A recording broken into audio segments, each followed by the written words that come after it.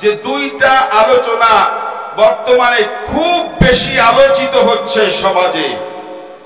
এক শ্রেণীর তথাকথিত ইসলামী নামধারী দাবিদার আদৌ ইসলাম সম্পর্কে তাদের বিন্দুমাত্র কোনো ধারণাই নাই, যারা ইসলাম নিয়ে গবেষণা করে, যারা ইসলাম নিয়ে লালন পালন করে, যারা ইসলাম নিয়ে আমৃত্যু সংগ্রাম করে, তাদেরকে যারা ইসলাম সম্পর্কে বিন্দুমাত্র নলেজ নাই, ধারণা নাই, জ্ঞান নাই, তারা যদি ইসলাম শিখাতে আসে, এর থেকে বর্বরতা, এর থেকে জেহালাত, এর থেকে মূর্খতা কিছুই হতে পারে না। কি ঠিক না বেঠিক? ভাইরা আমার, একটা সন্তান যখন দুনিয়ায় ভূমিষ্ঠ হয়, সর্বপ্রথম তার কোনো অস্তিত্ব থাকে না, তাকে কেউ চেনে না, তার কোনো নাম নিশানা নাই। সর্বপ্রথম তার নামটা যখন রাখা হয়, একটা মুসলিম পরিবার, একজন ইমানদার চায় তার নামটা যেন ইসলাম ভিত্তিক নাম হোক। জোরে বলেন ঠিক না বেঠিক? আরো জোরে বলতে হবে ঠিক না বেঠিক? যার কারণে নাম হয় ফখরুল ইসলাম, নাম হয় নজরুল ইসলাম, নাম হয় কামরুল ইসলাম, নাম হয় রফিকুল ইসলাম। কি ঠিক না বেঠিক? ইসলামের সঙ্গে নামের সম্পর্ক আছে কি নাই? জোরে বলেন আছে কি নাই? তাহলে বুঝতে হবে যে সাধারণ একটা নামের সাথে যদি ইসলামের সম্পর্ক থাকে, তাহলে বেয়াক্কল যারা, বেয়াদব যারা, মুশরিক যারা, ধর্মান্ধ যারা, শুধুমাত্র তারাই বলতে পারে ইসলামের সঙ্গে রাজনীতির কোনো সম্পর্ক নাই। ঠিক না বেঠিক? আরো আওয়াজ করে বলতে হবে ঠিক না বেঠিক? শুধু মূর্তি পূজা করলে মুশরিক হয় না, শুধু অগ্নি পূজা করলে মুশরিক হয় না। যারা কোরআনে কারীম আল্লাহর জমিনে আল্লাহর দ্বীন বাস্তবায়িত হোক, এটা যারা চায় না, তারাও মুশরিক। ঠিক না বেঠিক? আজকে আমাদের বুঝতে হবে যে মূলত ইসলাম শুধু, ইসলাম মানে শুধু ধর্ম না, ইসলাম মানে শুধু ধর্ম না। নামের সঙ্গে যেমন ইসলামের মিল আছে, Islam is the Islam complete code of life. Islam হচ্ছে পূর্ণাঙ্গ জীবন ব্যবস্থা। আল্লাহর কাছে ইসলামের বাইরে আর কোন তন্ত্র মন্ত্র ইজমের কোন মূল্য আল্লাহর কাছে। ভালো করে বুঝতে হবে। আমি অনেক সময় উদাহরণস্বরূপ বলি যে আমাদের সমাজে অনেক হাঁস আছে, পাতি হাঁস, চীনের হাঁস, গলা লম্বা এক প্রকার হাঁস আছে কি নাই? জোরে বলেন রাজহংস, এই রাজাহাঁস আছে কিনা? এটা অনেক বড় সাইজে, তার জন্য নাম কি? আরো জোরে বলেন তার নাম কি? বড় বড় অট্টালিকা থাকে, বিল্ডিং থাকে, সব বিল্ডিং এর নাম কালাম রাজপ্রাসাদ হয় না। বড় বিল্ডিং যেটা, রাজকীয় বিল্ডিং যেটা, সেটা হয় রাজপ্রাসাদ। কি ঠিক না বেঠিক? গোল দিয়ে, ছাউনি দিয়ে ঘর তৈরি করে যে মিস্ত্রি, তাকে রাজমিস্ত্রি বলে না। যে প্রাসাদ তৈরি করে, রাজকীয় বিল্ডিং তৈরি করে, তাকে বলা হয় রাজমিস্ত্রি। কি জোরে বলে ঠিক না বেঠিক? তাহলে আল্লাহ তাআলা বলতেছেন, আল্লাহ রাব্বুল আলামিন বলেন, وَمَن يَبْتَغِ غَيْرَ الْإِسْلَامِ دِينًا فَلَن يُقْبَلَ مِنْهُ وَهُوَ فِي الْآخِرَةِ مِنَ الْخَاسِرِينَ।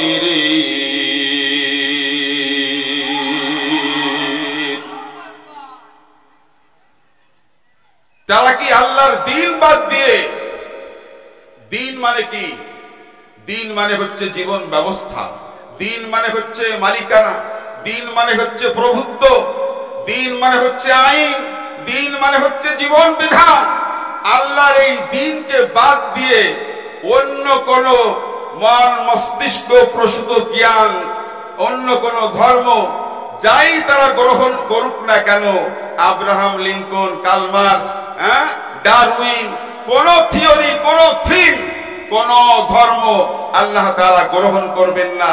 উপরন্তু যারা গ্রহণ করবে তারাই হবে ক্ষতিগ্রস্ত। ঘোষণাকার আল্লাহ তাআলা বলেন, একমাত্র দ্বীন হিসাবে, জীবন ব্যবস্থা হিসাবে ইসলাম হচ্ছে আমার কাছে মনোনীত। চিৎকার মেরে বলুন সুবহানাল্লাহ। ভাইরা আমার, আমি যে কথা বলতেছিলাম আমাদের আল্লাহ পাক রব্বুল আলামিন এই কোরআনে কারীম নাযিল করেছেন। এই কোরআনে কারীমের সঙ্গে আমরা যেই দলের হই, যেই মতের হই, যে পর্যায়ের ব্যক্তি হই না কেন, কোরআনে কারীমের সঙ্গে দুশমনি চলবে? কোরআনে কারীমের সঙ্গে দুশমনি করে টিকে থাকা যাবে? জোরে বলেন, টিকে থাকা যাবে? কোরআন নাযিল করেছেন কে? আর আওয়াজ করে বলুন কে? একটু জিকির করি, লা ইলাহা ইল্লাল্লাহ। ভাইরা আমার, প্রকৃতপক্ষে ঈমানদার যখন মান আহাব্বা লিল্লাহ ওয়া আবগাদা লিল্লাহ ওয়া মানা লিল্লাহ ফাকাদ ইসতাকমালাল ঈমান। ঈমানদার যখন আল্লাহর জন্য কাজ করে, আল্লাহ তাআলা বিপদ আপদ বালা মুসিবতে ওই বান্দার জন্য সাহায্যকারী হয়ে যায়। ওয়া মা আসাবাকুম মিন মুসিবাতিন ফাবিমা কাসাবাত আইদিকুম ওয়া ইয়াফু আন কাসীর। যখন কোন বান্দা বিপদে পড়ে, মুসিবতে পড়ে, তখন ওই বান্দা যদি আল্লাহর কাছে হাত তুলে সাহায্য চায়, আল্লাহ তাআলা ওই বিপদ থেকে বান্দাকে সাহায্য করে। বনি ইসরাইলের তিনজন লোক, এই কথা বলেই আমি আলোচনা শেষ করে দিব। বনি ইসরাইলের তিনজন লোক সফরে গেছে, হঠাৎ করে জলোচ্ছ্বাস শুরু হয়েছে। কি শুরু হয়েছে? আরো আওয়াজ করে বলুন, কি শুরু হয়েছে? এই জলোচ্ছ্বাস শুরু হওয়ার পরে বড় এক পাথর খণ্ড রয়েছে, তারা গুহায় আশ্রয় নিয়েছে, ওই গুহার মুখ বন্ধ হয়ে গেছে। এখন বড় গুহার ভিতরে যখন বড় পাথর এসে মুখ বন্ধ হয়ে যায়, ওই গুহা থেকে বের হওয়ার আর কোনো সুযোগ? এটা কি কোনো সাধারণ বিপদ? এখন তিনজনে চিন্তা করতেছে, আমরা তো মারা পড়ে যাব, এর থেকে আমাদের এই বিপদ থেকে পৃথিবীর কোনো সাহায্যকারী নাই, যিনি বাঁচাতে পারেন তিনি কে? তার সাথে আমরা পরামর্শ সাপেক্ষে আমরা একটি কাজ করি। আমাদের জীবনে লিওয়াজহিল্লাহ, শুধুমাত্র আল্লাহর জন্য আমরা যে কাজ করেছি, এইরকম কোন কাজ যদি আল্লাহর জন্য উৎসর্গ করেছি, আল্লাহর কাছে যদি আমরা এই আমল তুলে দোয়া করতে পারি, আল্লাহ তাআলা এর বদৌলতে আমাদেরকে এই বিপদ থেকে মুক্তি দিতে পারে। একজনে বলতেছেন সিরিয়াল অনুযায়ী দোয়া শুরু হয়ে গেছে, একজনে বলতেছে রব্বুল আলামিন,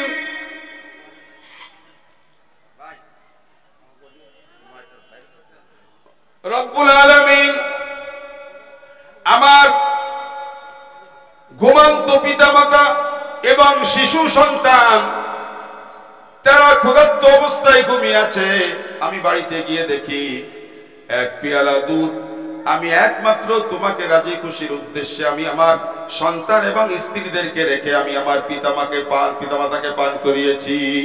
রব্বুল আলামিন, এই দৃশ্যটা যদি তোমার কাছে পছন্দনীয় হয়, এই আমলের বদৌলতে আমাদেরকে এই বিপদ থেকে মুক্তি দিয়ে দাও। এই দোয়া করার পরে পাথরের তিতিরের এক অংশ সরে গেছে। আর একজন দোয়া করতেছে, রব্বুল আলামিন, আমি এরকম পাপাচারে লিপ্ত হব, এমন অবস্থায় তোমাকে স্মরণ করে এই পাপাচার থেকে বিরত রয়েছি। আল্লাহ, এই কাজটা করেছি শুধুমাত্র তোমাকে খুশি করার জন্য। এই গোপনীয় আমলটা যদি তোমার কাছে পছন্দনীয় হয়, মালিক, তুমি এর বদৌলতে এই বিপদ থেকে আমাদেরকে উদ্ধার করো। আল্লাহ তাআলা কবুল করলেন, পাথর তিনের দুই অংশ চলে গেল। আরেক ব্যক্তি বলতেছে, রব্বুল আলামিন, আমার কামলা, আমার চাকর আমাকে সময় দিয়েছিল, কাজ করেছিল, মজুরি করেছিল, আমি তার পারিশ্রমিক দিতে পারি নাই, সে উপস্থিত হয় নাই, তার সম্পদ বৃদ্ধি হতে হতে ছাগলের পালে পরিণত হয়েছে। দীর্ঘদিন পরে যখন সে আমার কাছে ফিরে এসেছে, আমি শুধুমাত্র তোমাকে রাজি খুশির উদ্দেশ্যে সকল সম্পদ আমি তাকে দিয়েছি।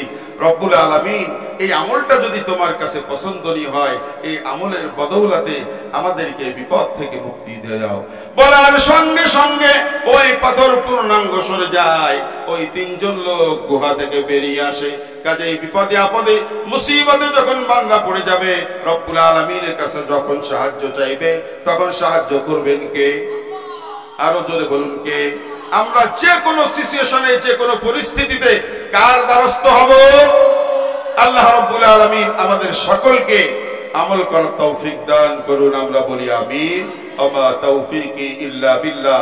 আসসালামু আলাইকুম ওয়া রাহমাতুল্লাহ।